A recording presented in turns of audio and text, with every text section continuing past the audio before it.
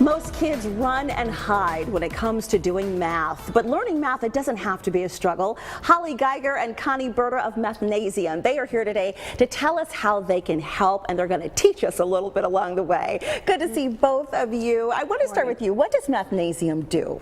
Mathnasium is an after-school learning program where we teach kids math in an environment that's safe and fun for them. And for parents who are wondering, what's a good age to get your kids started with a math tutor?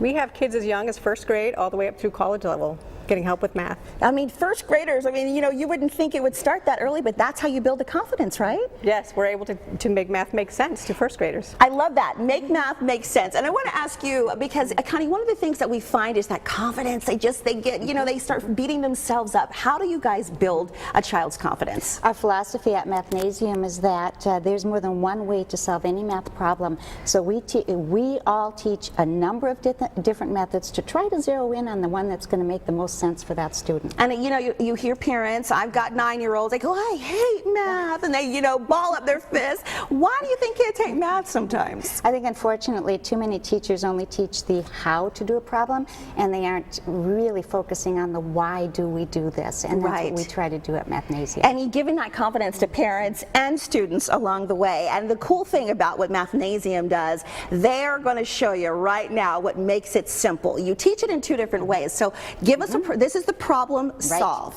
Okay, so let's go for it. All right, we're going to solve a problem. We're going to find the least common multiple and greatest common factor of two different numbers.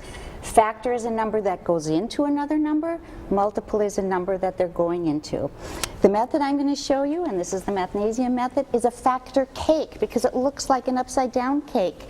I start by writing my numbers. What I'm looking for now is the largest number that goes into both of those and the smallest number that they go into.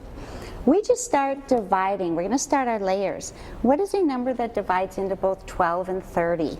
And so I'm going to pick 2. Now I look at the 2 answers I have. Is there a number that divides into 6 and 15? Let's go with 3.